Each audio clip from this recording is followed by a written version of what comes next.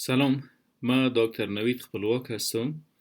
موضوع بحث ما بر امروز وظایف اساسی گرده یا کلیه است. خب، قسمی که همتان میدانین گرده از جمله ارگانهای حیاتی بدن است.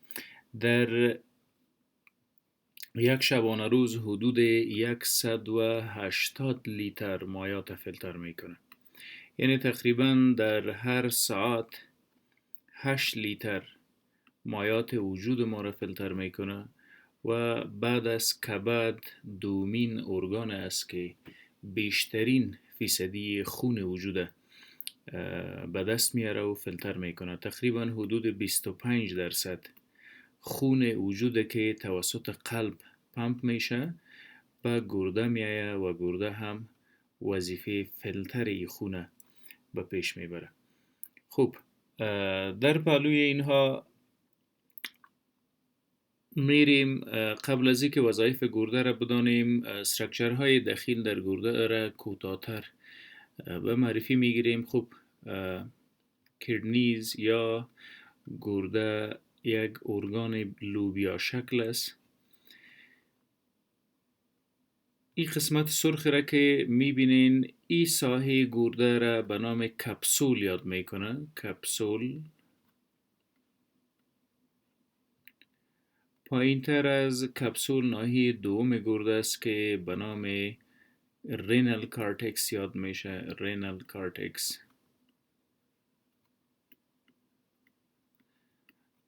و پایین تر از رینال کارتکس ای ساحات به نام رینال مدولا یا نواحی داخلی گرده یاد میشه.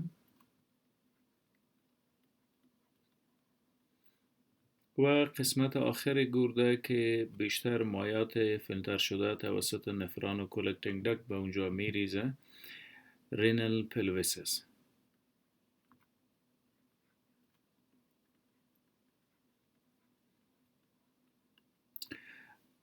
خب، اگر در این شکل کم واضح تر ببینیم، این ساحه گرده را به نام هایلس یاد میکنه. هایلس دقیق ساحه است که رگهای خون و حتی رگهای عصبی و خود یورتر یا امو پایپ یا تیوب که ادرار از گرده به مثانه انتقال میده از اینجا به داخل گرده میه. در داخل ساختمان گرده ساختمان های مثلث شکل یا اهرام شکل موجود است که به نام رینال پیرامیدز یاد میشه. رینال پیرامیدز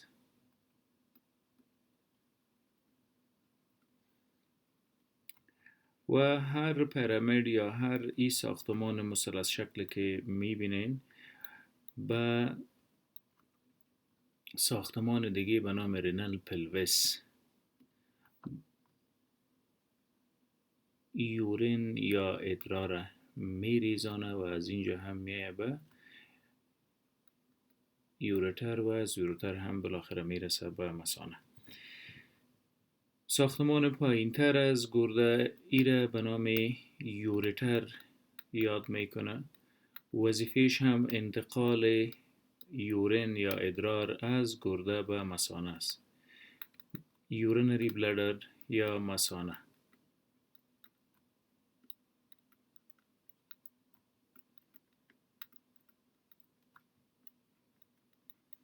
اوکی، بعد از مثانه ارگان دیگه که ادرار هدایت میته به محیط بیرونی به نام یورثرا یاد میشه. در مردها در آستر و در طبقه اوناس یورثرا ساختمان کوتاه‌تر است. خب، در مردها پایین تر از مثانه غده کوچک دیگه موجود است که به نام پروستات یاد میشه. بیشتر هم در افراد مسن غده پروستات میپونده و بالاخره هایپرپلیزیا نمو میکنه و سبب بندش ادرار میگرده. پروستات گلند. به دو طرف پروستات گلند غدگکای کوچک دیگه وجود داره که به نام سمینال وزایکل یاد میشه و وظیفه از اینا هم ساختن مواد القلی سفید رنگ در هنگام خروج اسپرم است. سمینال وزایکل. خب بیشتر بحث خود روی وظایف گرده تعقیب میکنیم. از جمله وظایف اساسی گرده هومیوستاسیس یا برقراری تعادل مایات و منرال ها در وجود است. به این معنا اگر مایات در وجود ما بیشتر باشه و نیاز باشه که او را اطراح بکنیم به محیط بیرونی، وظیفه گرده است. اگر مایات کمتر باشه در وجود ما و بخوایم پریزرو بکنیم یا نگهداری بکنیم مایات در وجود، جزء وظایف گرده است. هم قسم مواد زائد و زهری که بعد از متابولیسم بدن در اجزا و انساج وجود ساخته میشه، اگر بخوایم اونا از وجود بیرون شود، از جمله وظایف گرده است. این برقراری وجود گرده، این تعادل توسط گرده وجود برقرار میکنه. مثلا از جمله وظایفش اکسکریشن یا اطراح مواد زائد و زهری که در وجود ما بعد از متابولیسم و پروسس های مختلف تولید میشه. excretion of waste یا بیرون راندن مواد زائد، زهری و غیر قابل استفاده. خب کدام مواد است که گرده باید اونا را بیرون بکشه؟ از جمله یکیش یوریاست. خب یوریا یعنی چی؟ زمانی که متابولیسم پروتئین صورت میگیره، پروتئین یا واحدهای ساختمانی از اونها امینو اسیدز، زمانی که توسط وجود ما به مصرف میرسه، از بین میره، مواد اضافی که از اینا ساخته میشه به نام یوریاست و این یوریا باید توسط گرده بیرون رانده شود. غیر از او تجمعشان میتونه سبب انواع و اقسام امراض بگرده، خصوصا سنگ گرده. اما قسم مواد دیگه که باید توسط گرده بیرون رانده شود یوریک اسید است. یوریک اسید چی است و از کجا به وجود میاد؟ یوریک اسید مواد در وجود ما موجود است به نام نیوکلیک اسید. اگر نیوکلیک اسید توسط وجود ما به مصرف برسه، متابولایز شود، مواد زایده که بعد از استفاده نیوکلیک اسید به وجود میاد یوریک اسید است و این هم باید توسط گرده بیرون رانده شود. در غیر از او تجمعشان میتونه سبب انواع و اقسام امراض بگردد، خصوصا درد مفاصل. نقرس جزء از تکالیف است که توسط تجمع یوریک اسید در خون به وجود میاد. اینا باید به هر ملحوظ توسط گرده بیرون رانده شود. وظیفه دیگه که جزء هومیوستاسیس یا برقراری تعادل مایات و تعادل مواد مفید و مضر در بدن است، بیرون راندن مواد به نام کراتینین است. کراتینین چی است؟ خب در ماهیچه ها و عضلات وجود ما متابولیسم یا پروسس و فعالیت روزمره که صورت میگیره، از در طی متابولیسم مواد به نام کراتینین تولید میشه و اینا باید از وجود توسط کلیه یا گرده ما بیرون رانده شود، چون بودن از اینا بیشتر خود کلیه و اعضای دیگه بدن متضرر میسازه. اما قسم مواد زائد دیگه که باید توسط گرده بیرون رانده شود به نام بیلیروبین یاد میشه. بیلیروبین چی است؟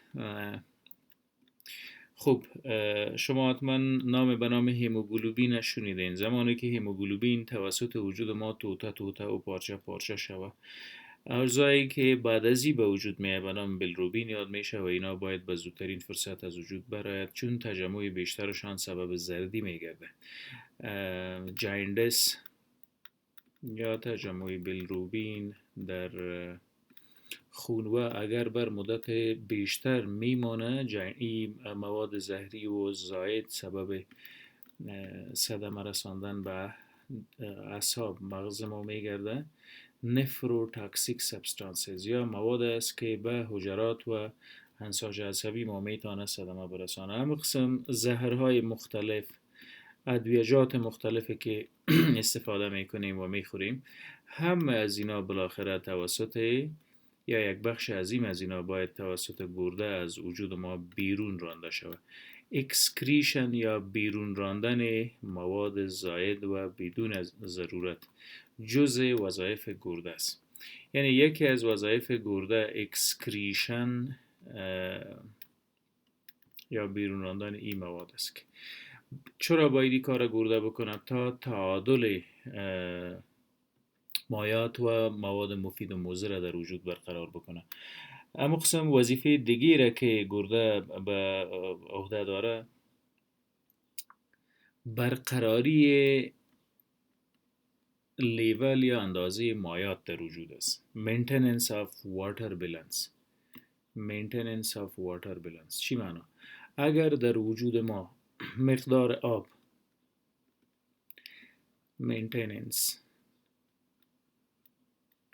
اگر در وجود ما مقدار آب کم باشه، گرده توسط واحد ساختمانی به نام نفران مایاتی که قرار است بیرون بره اونا را پریزرو میکنه، نگهداری میکنه تا بدن ما با دیهایدریشن یا کمبود مایات روبرو نشه. برعکس اگر در بدن ما مقدار آب زیادتر شد، خود نفران ها یا واحد های ساختمانی که بعداً روش گپ میزنیم مایات به بیرون میرانه، ادرار بیشتر می داشته باشیم. اما قسم شنیده باشین در فشار بلند از ادویجات استفاده میشه به نام فیروسیماید که بعد از خوردنش مریض میره به تشناب و بار بار اطراح ادرار میکنه تا سطح فشار پایین بیاد. چرا؟ در امو وقت مقدار کم مایات ضرورت است و مقدار اضافیش باید بیرون رانده شود از رگهای خون که فشار خون پایین بیاره. خب وظیفه حیاتی دیگه که کلیه یا گرده به عهده داره برقراری الکترولایتس ها و منرال ها در وجود است. از جمله منرال هایی که خیلی مهم است سودیم، هایپونیتریمیا و هایپرنیتریمیا هر دو تکالیف است که حتی سبب مرگ میگرده. اگر مقدار سودیم در خون بیش از حد نرمال شد هم خطرناک است و اگر کمتر از حد نرمال بود هایپونیتریمیا هم میتونه سبب امراض مختلف عروقی و گرده بگرده. از جمله منرال ها پوتاسیم و کلسیم اینا منرال هایی هستند که هم از اینا به نام الکترولایتس یاد میشه و این الکترولایت ها مقدارش باید توسط گرده تصمیم گرفته شود که چقدر وجود باشه و چقدر باید بیرون برانه. از جمله وظایف دیگه که به عهده گرده یا کلیه ما است برقراری تعادل بین تیزاب و خاصیت قلوی در وجود است. خب اسید بیس بالانس، اسید بیس بالانس یعنی گرده ما تعادل تیزابیت و قلوی وجود برقرار میکنه. pH وجود خلاصه توسط گرده میتونیم که برقرار نگهداری کنیم که نه بیشتر خون به طرف اسیدیمیا بره، یعنی بیشتر خاصیت تیزابی رو به خود وضع کنه یا بگیره و نه هم بیشتر به طرف القلی بودن. تعادل بین القلی و تیزابیت خون و وجود گرده میتونه برقرار بکنه و این جزء وظایف اساسی و مهمش است. از جمله وظایف دیگه که گرده به عهده داره سهمگیری در تولید خون است. چی معنا؟ هیموپایتیک فانکشن. هیموپایتیک گرده یک هورمون می سازه به نام هیموپایتین. هیموپایتین یک کاتالیست است برای تولید RBC یا کرویات سرخ خون. هیموپایتیک فانکشنز یا سهمگیری در ساخت و ساز خون وجود، خصوصا RBC یا کرویات سرخ خون. هیموپایتیک فانکشن خصوصا اریتروپایتین و ترومبوپایتین دو هورمون دیگه است که توسط گرده تولید میشه، اریتروپایتین و ترومبوپایتین. ترومبوپایتین سبب تولید صفحات دمویه یا ترومبوسایتس میگرده و اریتروپایتین هم سبب تولید اریتروسایتس یا کرویات سرخ خون میگرده. اینا وظایف گرده در خصوص تولید خون در وجود است. هم قسم در گرده شاهد تولید هورمون های مختلف هستیم، چون اریتروپایتین و رنین و هم قسم پروستاگلاندین، همچنان ساخت و ساز و فعالیت ویتامین D3 در گرده صورت میگیره. اینا وظایف اساسی گرده است که باید به خاطر داشته باشیم. در پهلو اینها وظیفه دیگه که باید از او یادآوری کنیم که از جمله وظایف خیلی مهم و اساسی گرده است، سهمگیری گرده در رگولیشن یا تعادل فشار خون است. چگونه؟ Regulation of blood pressure یا تعادل فشار خون توسط گرده. روی از یک روز مفصل بحث میکنیم که هم توسط یک مکانیزم به نام رنین انجیوتنسین مکانیزم گرده فشار خون کنترل میکنه و هم توسط اکسکریشن، مثل که قبلا براتون گفتم اگر فشار خون بلند بره گرده مکلف است که یک قسمت از فلوید یا مایات توسط کولکتینگ داکت به رینال پلویس برسانه و از رینال پلویس هم همونطور بالاخره در یورتر به مثانه از و مثانه هم به محیط بیرونی اطراح شود. و مکانیزم دیگه که فعالسازی یکی از سیستم های به نام رنین انجیوتنسین است که روی از یک روز حتما مفصل گپ میزنیم. وظیفه اساسی دیگه که گرده به عهده داره regulation of blood calcium. regulation of blood calcium یا برقراری میزان کلسیم در خون است.